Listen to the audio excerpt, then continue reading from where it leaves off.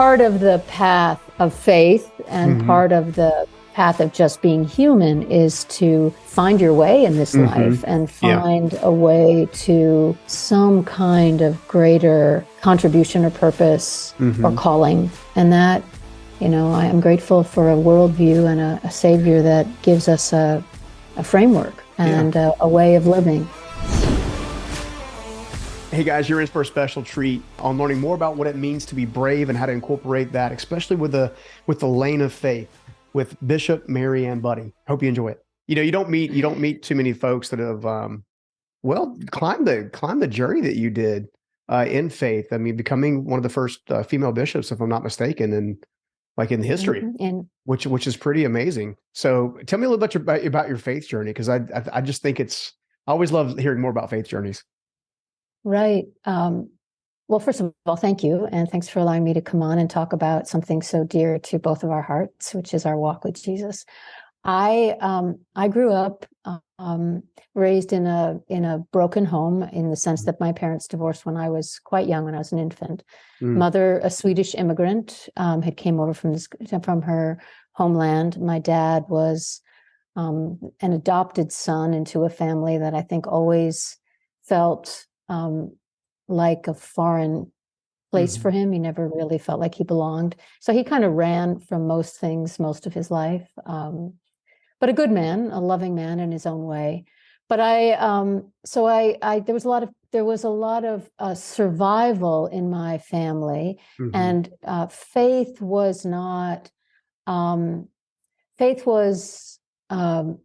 I had to navigate it on my own for a big chunk of time. My mom took us to church, and there was a church in my childhood, and I have vague memories of it. Then I went to go live with my dad, and my dad was pretty angry at the church and didn't seem to speak about God in any way that made God a personal presence. So I wound up as a teenager falling in with some friends who invited me to church. That church was a confessing church, and a church that invited people to altar calls to accept Christ. And so as a teenager, I had no idea what following Jesus or inviting Jesus, the language in that day was inviting him into your heart,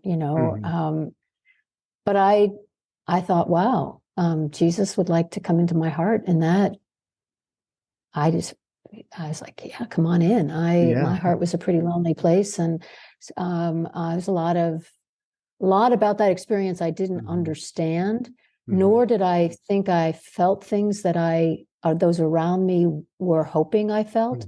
But I did know something shifted, and I was in. I was in, and I stayed active in high school through groups like Young Life and another touring church choir. Did all of that.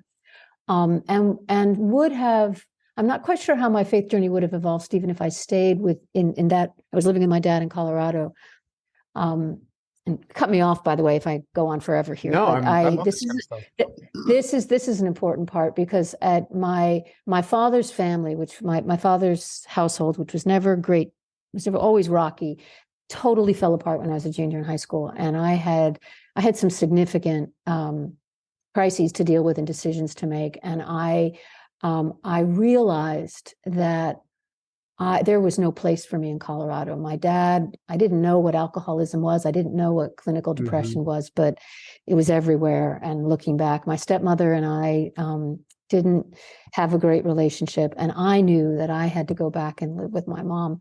And but everything in my world, my church, my high school, the religious leaders of my life, the authorities in my life were encouraging me to stay in Colorado, because they were really concerned that I was going to, the language then was like backslide into, fall sin away, backslide, fall away. And they didn't my mother was attending an Episcopal church, and they didn't have any confidence that that was an authentic Jesus following church, and that they didn't trust that. And I didn't argue with them. I had no need to try to prove anything, but I also had this sense in my heart that whatever it was that they were afraid of in my mom and that church, I wasn't afraid of. And I didn't see the world. I didn't see Jesus in in such a confined path, like this is the path we were on and no one else was on it, that in my mind I couldn't reconcile. And again, I didn't argue it. I also knew that whatever being saved meant, that it wasn't a one and done thing. Like I was still needing salvation, and I didn't know how to talk about that because I was among the saved. And so there were some crises in my head and in my family life, and they all collided. So at 17 and a half, I moved back to New Jersey and went to my mom's church, which was an Episcopal church. And the minister there and the community there helped me heal, and also helped me find a faith that was generous enough to allow God to be God in the world, and to allow Jesus to be present in ways that didn't conform to one set of expectations, and set me on a path that I, in some ways, I'm pretty much a straight and narrow. I didn't stray far from the journey of vocation. And on another level, I bounced all over the place. I attended just about every denomination you could think of, and kept on coming back to the Episcopal Church. Sort of like I always say, it's like middle C on the piano. I just felt like that was my home and my base and my lane. And even with all its craziness and certainly its weakness, it just feels like, okay, this is where I'm meant to be. And was parish priest for 25 years. And then, as you said, elected to this post about 12 years ago. Which I got a couple things I want to share with you. So first of all, I always enjoy preparing to have my guest on. And I'm always very interested in their journey. I'm always interested in kind of what has shaped them, because what has shaped them normally comes out of them when we talk, right? We, different principles and things that have kind of been there. And one of there are three main qualities that when I watch you speak, teach, preach, that I've seen in your sermons online is humility. Christ is incredibly humble. Empathetic. So Christ, very empathetic to the body, as well as boldness. There's boldness in the words that you've shared. And as I was, one of the reasons I wanted to ask that kind of about your journey ahead of time is because a lot of times I find that those things kind of illustrate themselves through our journey. So for example, my father was an alcoholic as well and struggled a lot, bounced around a little bit. I was probably, in some cases, like my father, my dad was really angry with God because his father was a deacon at a church, and his father was, had been, had been sober for a number of years, like a decade or more. And then on a deacon's trip, they go out to go fishing somewhere, and he ends up having a drink with all the other deacons that had claimed sobriety and some other things.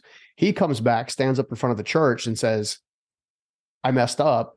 The other deacons are completely quiet. And for my dad, who was a young man, that told him something about God, in theory, that it took him 3 decades to reconcile, which I thought was pretty profound. And then in my life, a lot of the suffering that I went to early on, I used to believe, well, if God was real, then I wouldn't be going through all this, that, or the other thing. And I say all that to say, in both of those cases, one of the things that I see people as a whole struggle with is judging God based on the outcomes of man, not realizing man is the struggle point, like mankind is the struggle point, not the God who created us, the God that loves us, the God that actually has the best intentions for us. It also taught me it took me a while to also understand that God allows certain things to happen to crush us and put us in a specific place to do the things that you and I are both doing now, right? We wouldn't be where we are today without many of those trials, tribulations, and whatnot. That's true. That's true. Yeah. Yeah. I have, it's interesting. I have often lost faith in Christianity, and I've lost faith in other Christians, and I've certainly lost faith in myself. But for some reason, I've never wavered in my faith in Jesus. Now, my understanding of Jesus has really changed and evolved and grown. And certainly my capacity, of course, my very limited capacity to understand God, right? I mean, like, how humbling. I mean, like, even just to say it's like day one of being a disciple versus day 25. Right, right. Well, or just, I think it was Martin Luther who said, you just don't get too chummy with the Almighty. And I think what he meant by that is just remember there's what God may choose to reveal to us about his being, his, and then of that revelation, what we can even perceive, right? So just recognition that, we can be wrong, but there is something, and I have my doubts, I'm not immune to doubt, but it is an interesting difference, I think. So you were describing being angry at God, and I just have spent most of my life stunned at all the times when the message from God was, I'm not angry at you. Because exactly. I would have, if I were God, I'd be mad at Marianne, right? I mean, like that. And so that to me is a gift that I've been given. I don't take credit for it, but I hang on to it, and then try my best to, as you said, I mean, the combination of humility and courage is, I think, the common denominator to live a fruitful life is self-awareness, so that you are constantly asking yourself, is this in service to what am I being, to what is my humility or my courage in service of, right? Because there is such a thing as false humility, and there is something as hubris, right? Or as, self-promoting courage. And so, everything in moderation. Well, that's very Anglican. That's very Episcopalian. That's like that. If we are nothing, if we're not the middle way. So I guess the other thing I was thinking of too is I think there's no shortage of people who are saying that people are leaving churches in different denominations of all kinds. And the one thing that I agree with you on that I heard you say earlier is in your search of, going to, different denominations of things of that nature. One of the things that I've seen recently is I've found presence in Christ in every denominations. I've also found the presence of mankind in every, in other words, Jesus is wherever you allow him to be. He said, come to me who are weak and weary and heavy laden, and I will give you rest. Right. And I think a lot of times we get confused about who Jesus is and who God is as it relates to our lives. And as a result, that tends to bring up self-righteousness in some that ends up harming others, preventing them from coming to Jesus. And Jesus said, suffer me the little children, do not keep them from me. Well, yeah. And we are so predictably human, right? There is just, and one of my professors in seminary said, which I thought was just fascinating as we were kind of marching through the centuries of church history and all of its scandal and glory. And he said, all centuries are equidistant to God. And I think what he meant was, there's just, even looking back, you could say, just pick your century and the things that were going on in those years and where Christians, in at least in the Western world, kind of where they fell out on all that. And even maybe to look at across the spectrum and say, there may be more, certainly there are people who are more effective and more fruitful and more fill in the blank, but I don't think any of us have a corner on sin. And I don't think any of us have a corner on grace. Or at least God's capacity to work through or to shine or to be present in an earthen vessel, as Paul would say. So it's one of the things that I get criticized a lot for, actually, because I do I work really hard to learn from people who are different from me and who have strengths where I am weak, and that sometimes puts me at cross purposes with people who are, because we're kind of lined up in pretty clear camps these days, and sometimes for good reason. So I'm not discounting the genuine disagreements, but I just feel like if I don't lean into where others are finding truth, I'm missing something really important. Well, and I think that's an important thing, because again, before there were any denominations, there was only Jesus. Right. To be a Christian then was to simply be a disciple. Sheep hear his voice and do as he says, and Well, although keep in mind, some were Jews and some Mhm. were non-Jews. And so That's they were true. working out all those, if you go to the New Yeah, that's Testament, very true too. they were working out all those Yeah. differences then too. So, I mean, it didn't take long, right? Yeah. But I hear you. I hear what you're saying. Yeah. And again, I'm not, this is part of the path of faith, and Mhm. part of the path of just being human is to find your way in this life Mhm. and Yeah. find a way to some kind of greater uh, contribution or purpose or Mhm. calling.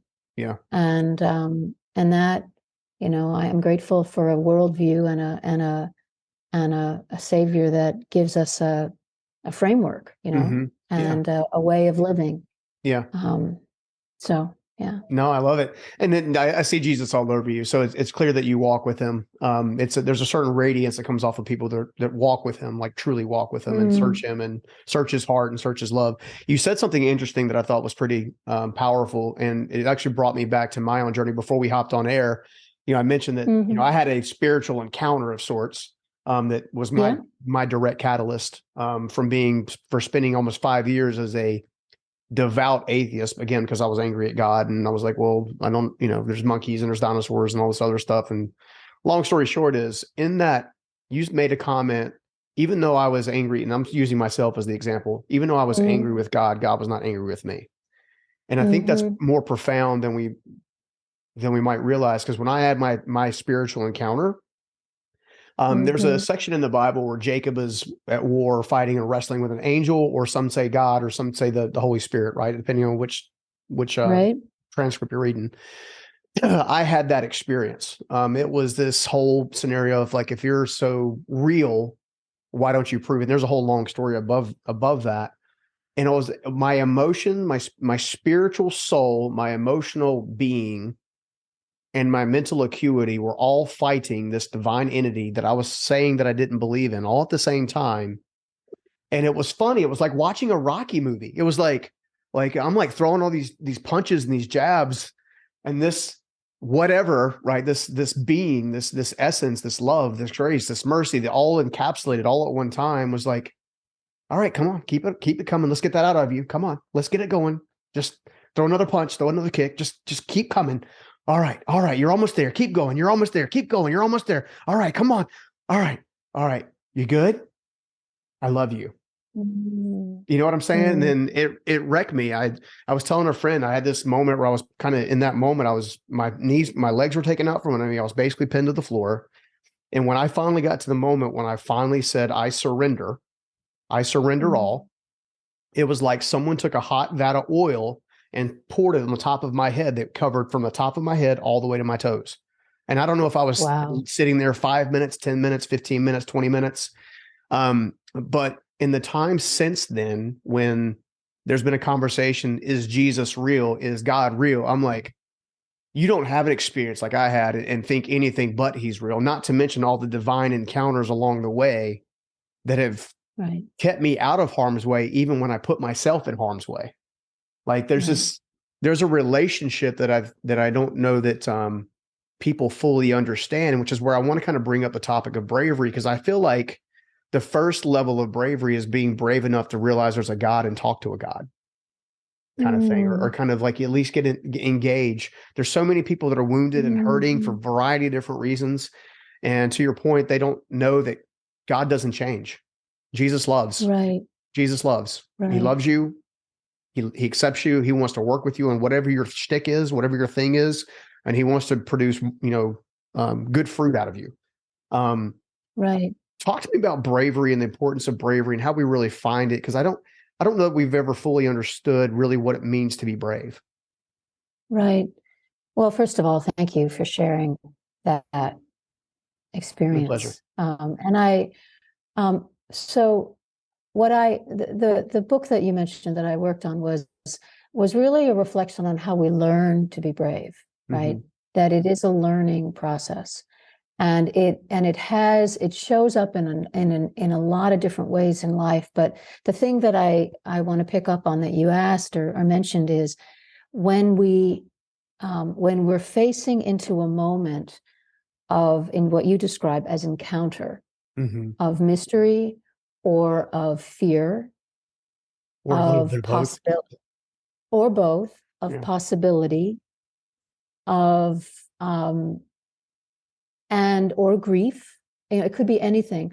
But when we open ourselves to that moment, and it summons, because I think I think there's something in my spiritual life, what I often feel is that there's something that is summoning me either to do something Mm-hmm. or not to do something, like stay put. No, Yeah. seriously, like there's Yeah. like just stay where you are kind of a thing. I can't remember the preacher who said, if it's not Jesus calling you out on the water, best to stay in the boat, Yeah. you know? And Yeah. so there are times when he calls us on the water, times you just stay in your boat. But the idea of like in that moment, taking the step, right? Mm-hmm. Physically or emotionally, and saying yes to it.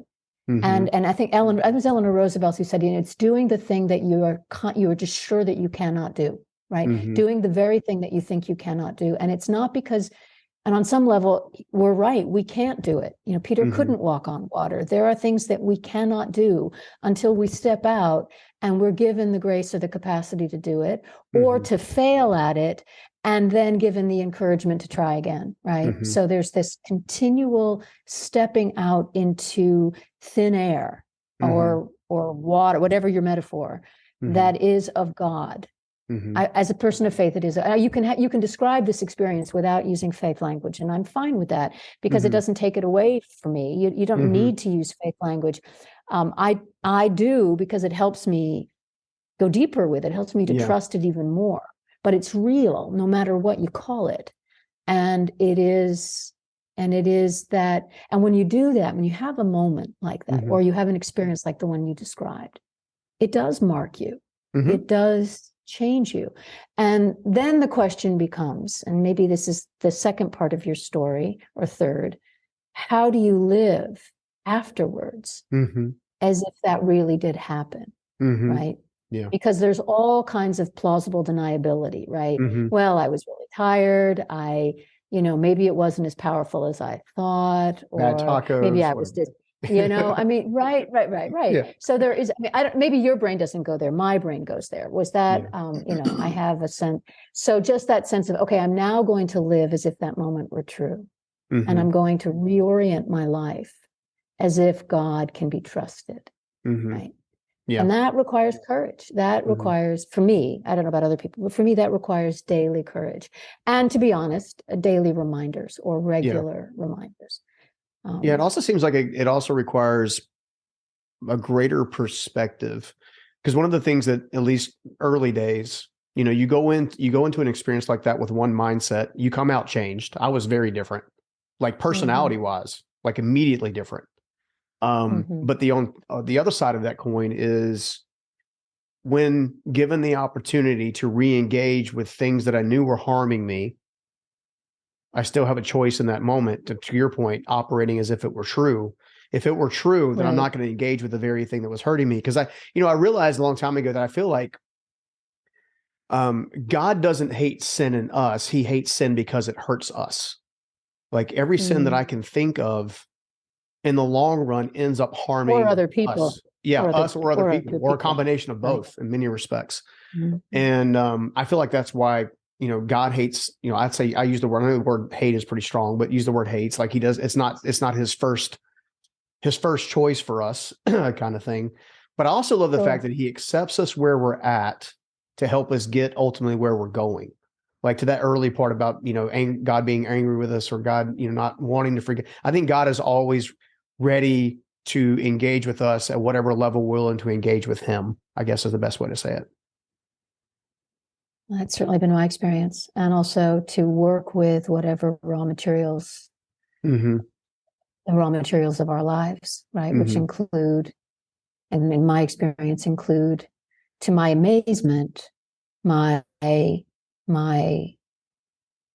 weaknesses, right? Or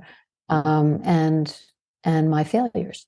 So that not to spare, like I don't the consequences are real, and sometimes other people bear the brunt of them. So I'm not making light of them, if the resurrection means anything, it does mean that out of the worst we can do, God is still capable of bringing life. And I am so grateful, because otherwise it's a really hard way to live, as if it all depends on you.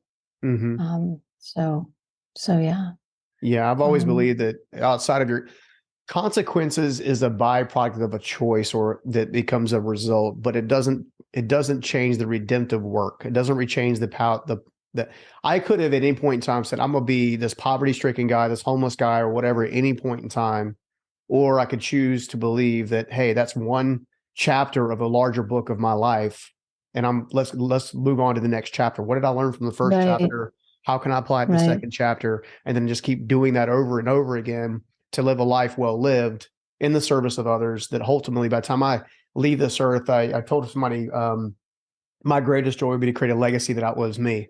And I realized that that's not necessarily going to be done with, it might be done with some books, it might be done with some resources, but I think it's going to be done more importantly with the people that I've empowered or left behind, just as Jesus changed me from the inside out, kind of thing. So I think that at the core, a lot of ways, is a tangent or a piece of being brave. I'm curious to know, how do you see someone becoming brave who maybe is not operating in courage, not operating in that zone, so to speak? Maybe they're more focused on the limitations rather than taking that step out of the boat. Well, most of my experience and most of the people that I admire who learn to be brave fall into that latter category. So it's as much a revelation to them or to me as it is to anyone else. Like, oh my gosh, it is. But there's no magic to it. In many times it's your experience was one of kind of a road to Damascus dramatic. It was definitely, I was knocked off my ass. That was for sure. Yeah. So, but that's really powerful. For a lot of people, that just doesn't ever happen. It's a much slower, incremental and painstaking process. And so it's constant fits and starts and relapses. And there's also generational implications for all of that. So I find it equally encouraging to finding, like, for example, finding courage in accepting the things that you would never choose to be true about you or about this world, and maybe even spending the rest of your life trying to change them, but first by starting by accepting them, right? Accepting them for what they are. Or dealing with the inevitable letdowns that happen in life, and disappointments and failures, and looking at them square in the eye, and not sugarcoating them, and not leapfrogging over to the redemptive side, but like walking with Jesus through the days leading up to his death. It's just lingering there long enough for each piece to teach you something, right? So you don't. So, and also that keeps you from being arrogant with people who are going through something that you're not going through, right? Because so you're just allowing them to have their experience. So I find that I'm constantly surprised in a grateful way for what can emerge from the human spirit through God-given capacities, natural resilience and perseverance, and then the workings of grace. We can all learn that. And I also think we can be tempted to think that the only moments that count are the really big and dramatic ones, when actually it can be equally courageous to just step into your day, to be equally courageous to take the time not to blow up, right? Not to say the thing, all the things, to love someone even when you aren't feeling very loving, right? To choose to stay somewhere even where you're being, all of those things, like each of those moments can lead to courage and make a difference, like you were saying, in a person's life. And have you had this experience, I'm sure you have, where people tell you something that you really did for them and you don't even remember doing it or saying it, right? Many you don't times. remember, because it's in part, you weren't on the cosmic stage of your life at that moment. You were just being Stephen, and you were going about doing your life, and it happened to have that kind of impact on another person. Well, the man that changed my life, that gave me my audience has heard me talk about him. We refer to him as Old Man Myrick, but He has no idea. He passed away in 2003. He never got to see me Mm-hmm. build the business to the size it is. He never got to see me travel and speak or create live events or create curriculums or whatever. And, all he wanted was for Stephen to have as much opportunity and possibility as possible. That's all he wanted. He didn't ask me for anything in return. And someone asked me recently on a show I was invited on, what do you think your legacy is going to be? I said, in short, be Steve Meyer to as many people as I possibly can. Like that's, Yes. I don't, Jesus didn't ask us to do anything for him outside of just trust him. Right. Right. He did all the heavy Right. lifting. He's the one that was encouraging. Blessed are those, the Beatitudes, Sermon on the Mount, coming to, being the illustration of how to show grace in a moment when you're not supposed to, or the world says, don't show grace. Right. Right. At least, even when I had my spiritual encounter, like I was changed as the human, like I was changed, but I was still very immature. Like I still had to mature over time. I didn't, come out of that moment like, okay, I know everything about anything and about everything. It was more like, Yeah. okay, you finally made this decision. This is the first step after leaving the road. This is Paul sitting there trying to get the shackles off his eyeballs, right? Mm-hmm. And knowing that even when you watch Paul throughout the scriptures, you see Paul continue his maturity, his conversion, if you will, all the way. And I feel like that is life. I feel like that is bringing heaven to earth in many respects. Heaven comes to earth through our ability to connect, refine, and model Jesus in my perspective. Amen. Yeah. See, we have a good time. Lovely. Well, help me understand, like, let's say maybe they're in that circumstance where, their life doesn't really feel put together, which is most of humanity. They've got questions on faith.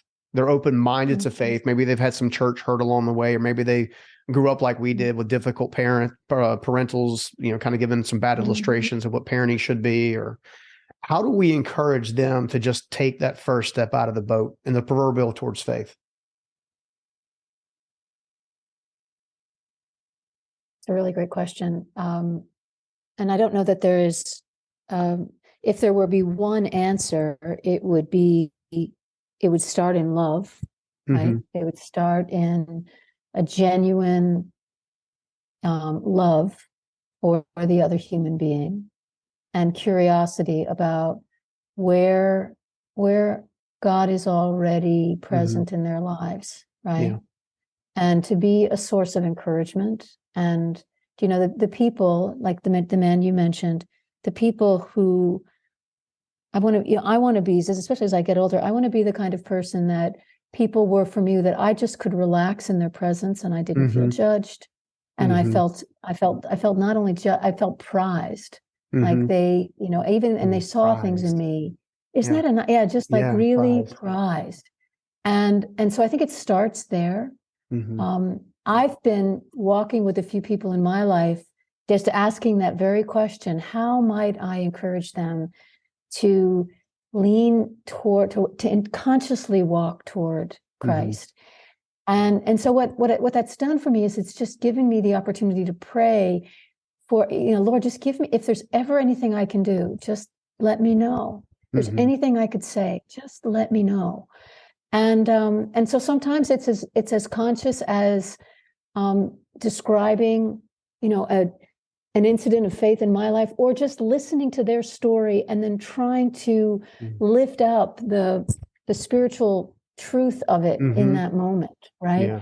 And using the metaphors of Scripture, wilderness, stepping out on the water, some of those, just because it helps a person say, yeah, that's exactly what it feels like. It feels like I felt like I was wrestling with somebody all night long, right? Or it sounds like you've been wrestling with something for a really long time, right? And one thing we know about wrestling with big truths is that you don't come out of it unmarked. Jacob had a wound for the rest of his life. There are things about those experiences that are universal, even if people don't have the language to describe it, right? And so what I think it does is it allows their story to come up alongside the stories that point us toward Jesus or to the presence of God. And sometimes and sometimes I just say to God, and if they don't, if it never happens for them, Lord, that let that be okay for me, and let me be the one to just carry that for them, right? Let me be the one to carry it for them, and help me delight. So I'm not sure I'm answering your question, but that's no, of course you did. I feel like that's part of my curiosity now, especially with the people coming up behind me, like what. And what of our repository of faith traditions? And I ask this as the leader of a mainline tradition, right? So we have a lot of traditions that aren't crossing over well into this current reality. Or they're being used in a really creative way by sort of this open source world where they'll just sort of take something out of our context and put it over here, and it works really great. And I'm like, I'm fine with that. So Lord, help me in this tradition that I've been called to serve and uphold and to make available what's useful and what's not. And help me lean into what's useful. And maybe the things that aren't useful to me or to our generation might be useful later on. I have no idea. So I'm not necessarily going to jettison them all, but so that's kind of how I do that, how do you do it? Like, how do you help people do that? I think in the roundabout way, like, it's similar in that I've never used the word prized before, but I really like that word. Like, to make someone feel prized. And when I'm in those moments where I've worked one-on-one with somebody and maybe they've shared their story, or maybe they're so used to being judged by their story that I'm like, you're good here. Like, I know all this dumb stuff that I have done. And I refuse to judge you based on whatever dumb stuff you have done, because it's a journey and we're all going to learn from it. But my epiphany that I think I've come up with since we've been chatting, in order to make someone feel prized, we must be present. Yes. Right. So that presentness, what you described is, I'm intentionally present in the moment. And then when we're intentionally present in the moment, it seems to be that's when revelation comes. Like, whatever revelation the heart on the other side of the table needs, that seems to be when it shows up, is in that moment. But if we're so busy, hey, like I heard there's a thought leader, Jenna Kutcher, I love to death. She had put out a social post recently about, hey, when somebody says, how are you doing? Do you just tell them, hey, I'm good? Or do you stop and go, no, how are you really doing? Right. Just that one extra lever sometimes that can open a heart. The other thing that I've utilized, and it's something that I've said for a while now, is questions open hearts and statements close them. And so anytime I'm talking at someone, I can anticipate that God is not reaching them. Anytime I'm inquiring of someone, I can assume that God is reaching. And I took that specifically from Jesus with the woman at the well, specifically him sitting with her, asking her all kinds of questions that he already had answers to, that he already knew about. And he did that out of one thing. He wanted her to know that she was prized in that moment. I'm going to use that word, prized. This is the greatest outcast on the planet that is in scriptures that we know of in that moment, in that specific area. He's in a place he's not supposed to be, talking to someone he's not supposed to talk to. And yet that's exactly where he's at. So when someone says Jesus is not for so-and-so, I'm like, the heck, he's not for so-and-so. He illustrated the fact he's for everybody that will receive him, like 1,000% over and over and over again. So questions open hearts and statements close them. And I think if you combine that with being present in the moment, I think pretty powerful things can happen. Really, really powerful. There's a great book, by the way, called Jesus is the Question. And it's a study of all the questions that Jesus asks in his ministry. Really? And the number is like in the 400s, right? Like he almost always answered a question with a question. And he was good at that. And so he was just constantly asking questions. And then there's one chapter where he talked where the author focuses on, well, what are the questions that he did answer? There's some interesting things, but I just love that, that idea of questions, because questions are really based in curiosity or of openness to help another person enter more deeply into their reality, as opposed to being, I don't want to say bombarded, but confront, I don't know, whatever the word is, but we're sort of imposing ours on them. Yeah. Right?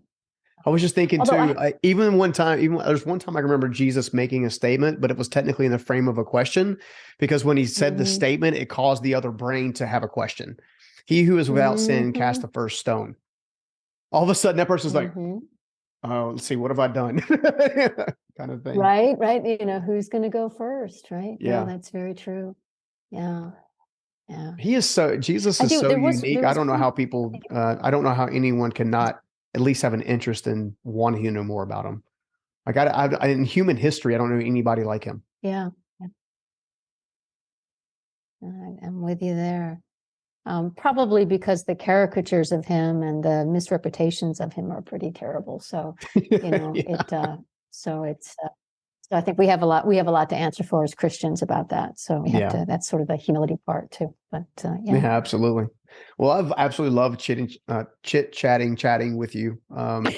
Bishop Marian, this has been super fun. How can everybody learn more about you and also about the book, and then stay engaged? Well, thank you. Yeah, you can. I'm not a huge. I have Marian Budde on most social platforms, and also the book will be released in May. How We Learn to Be Brave, and you can order it now. But I'm just grateful to have an opportunity to talk with another pilgrim on the road, and I wish you every blessing in your work and ministry. And thank you for giving me the opportunity to talk with you. Likewise, the pleasure was all mine. We had a blast. So, all right, then, will you take care, and we'll chat with you soon. Take care. Okay, bye-bye now. I hope you liked that video. And if you did, make sure you check out this next video right here. We've got more experts, more knowledge, more voices, more research, more tools, more technology than ever before in the health and wellness space. Yet we are sicker from a mental, physical, spiritual, emotional side than ever before. We are seeing an average age of death decline in both males and females for the first time